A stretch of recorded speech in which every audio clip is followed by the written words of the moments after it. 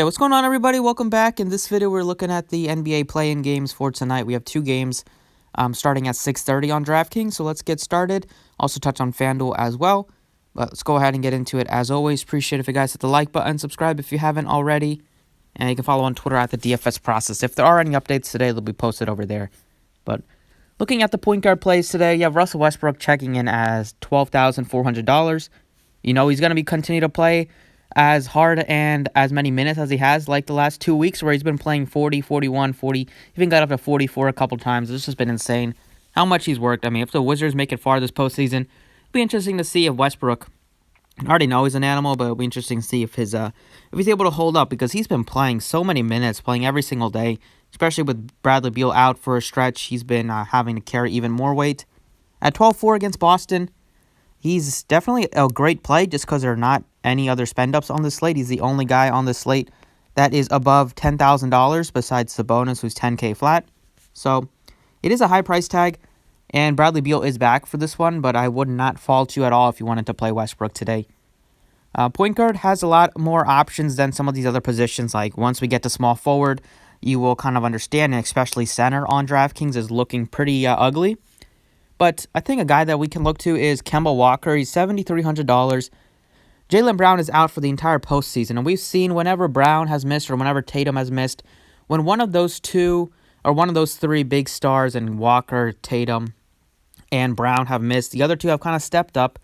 Kemba's been playing his best basketball of the season over the last month. He's been shooting the ball great from distance. He's been making a lot of shots, and he's been very aggressive shooting shots and getting you some peripheral stats. Now, in this one against Washington, it's one of the best matchups for the Celtics. Wizards play super fast. They don't play defense. The way Kemba Walker's been playing, they held him out the last week just to make sure his body is all healthy for this game. He should be out there for 40 minutes today.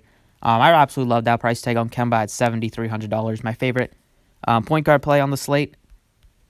And then other guys we can look to besides Kemba, you can go down to a Marcus Smart at $5,800.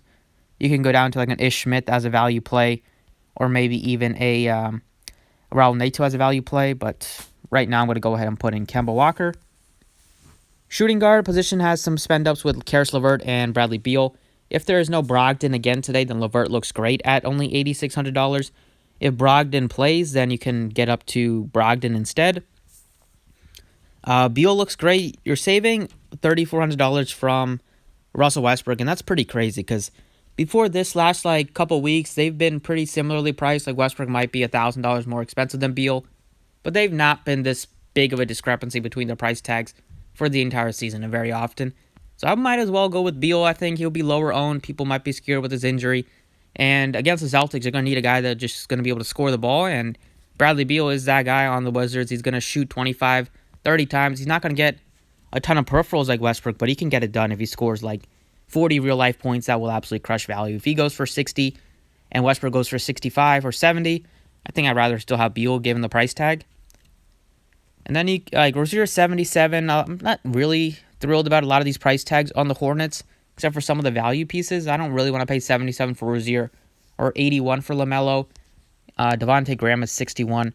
I think you could take a shot on Malik Monk, hope that he gets some minutes off the bench. He's only $3,300. Hasn't gotten a ton of run recently, but they are still shorthanded. They're still without Gordon Hayward. And he was their sixth man, so it's kind of surprising that he's not gotten a lot of minutes recently, but I would expect him to probably still get you some decent minutes today, hopefully in the teens, low 20s.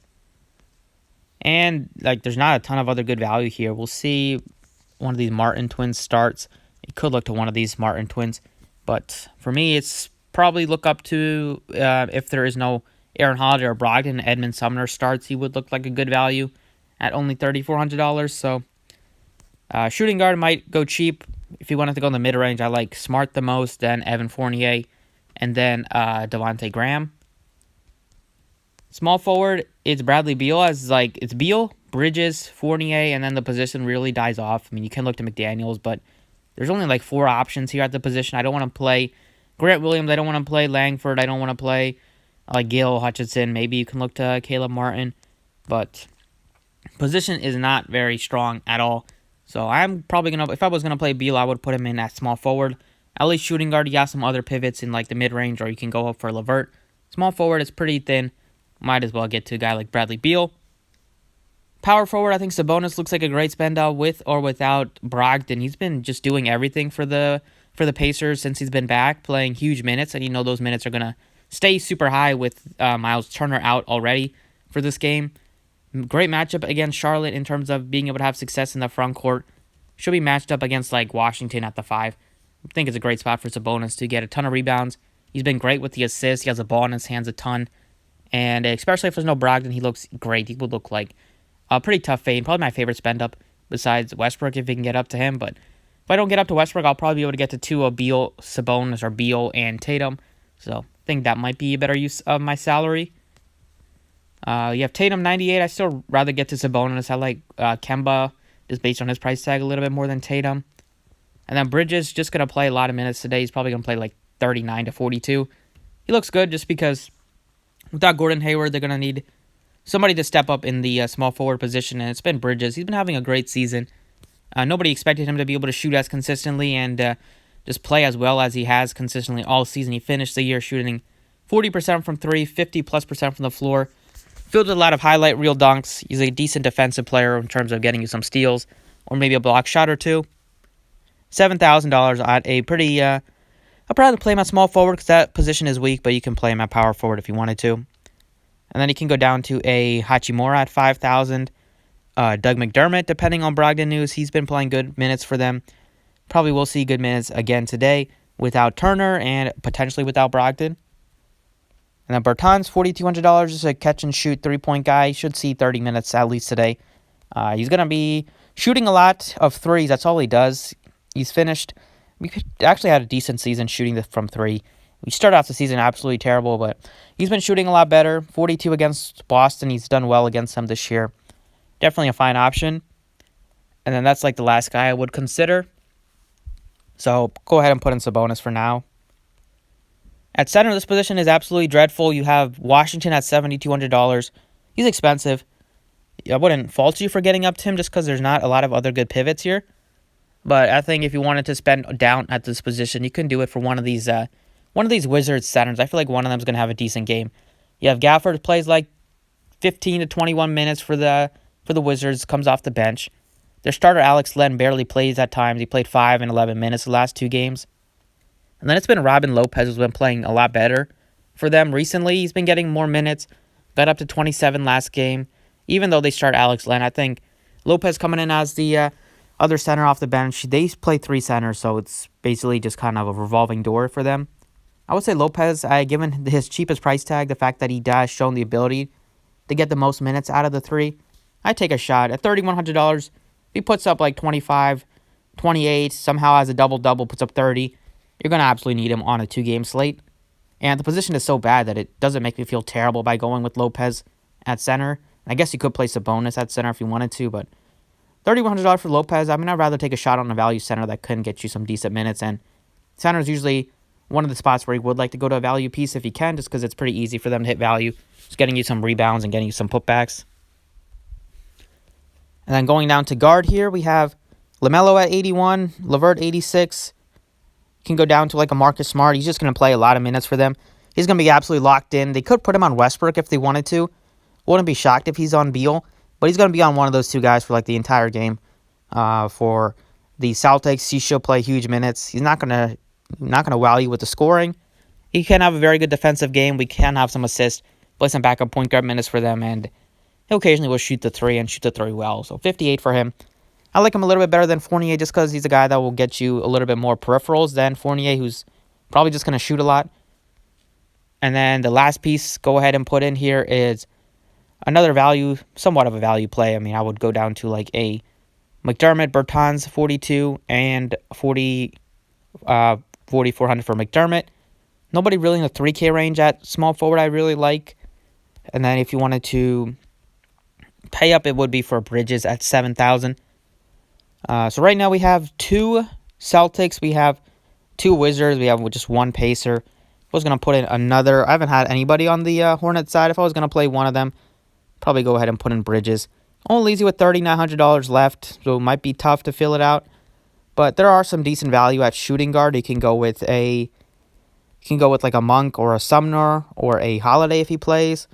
And then that will leave you with like 40, like mid 4K range to fill out the rest, which would be for Bertans, McDermott, Justin Holiday, and maybe even like a Raul Neto or a Thompson. I feel like Bridges pretty safe for the Hornets. Like his price tag, he's just going to play a lot of minutes. And there's a good chance he can get you at least 30 DraftKings points. And his upside is like 42, 45, closer to 50. And if that happens at this price tag, that would be great. So that's pretty much it for DraftKings. I might be fading Westbrook today. That's what it looks like. Well, let's go ahead and touch on FanDuel. All right, on FanDuel, for this one, at point guard, it's Westbrook is up to $13K. Then we have Kemba at $8,200. And then we have Brogdon. Brogdon plays. That price tag looks great. LaMelo's price tag looks great at only $7,200. We'll go ahead and put in Kemba again. Just love the matchup for him. Love the way he's been playing. Shooting guard, Beal is up to $10K, so that's also kind of tough to get to. And Karis LeVert is very expensive as well. I like the price tag on Marcus Smart. He's only $5,700. Well, you can maybe take a shot on like Malik Monk at $3,600. And yeah, so me, I'll go ahead and put in another Celtic, and that's Marcus Smart. Small forward, I don't really want to get to 71 for Evan Fournier. I'd rather go down to Bridges at 68, even Brissett, depending on Brogdon news. He looks fine at 57. You have Hachimura, looks good.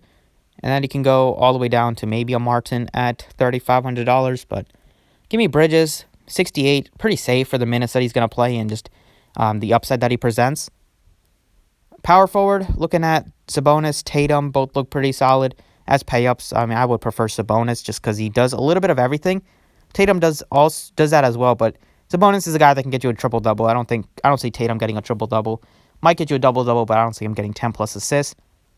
You can go down to a Bertans, McDermott, and yeah, there's not a lot of plays today, so you could see a lot of similar lineups. Be interesting. Maybe you leave some money on the table just to be a little bit different. And then center is also a spot where you probably go cheap here because you have no pay-up at center. Robert Williams, depending on if he plays or not, that would impact Thompson. We'll see if he plays. He's probable, so he'll probably suit up. But don't mind going to Thompson at only $4,400. He's missed a couple of games, but he should be out there. He's a decent defensive player against Washington, especially with Lopez being the same price tag. I'd probably go to Thompson instead, just because Thompson will start. Lopez will come off the bench, might see a few less minutes, and who knows what they're going to do at their center rotation. But I would say Lopez at least looks the safest based on his price tag. Do they even have? Probably have Gafford at power forward. Yeah, he's 48 at power forward. It's not the best price. But that's pretty much it. So for this play-in games, also have another 2-gamer tomorrow that we'll touch on. But thank you guys for watching. Best of luck tonight, and I'll see you all next time.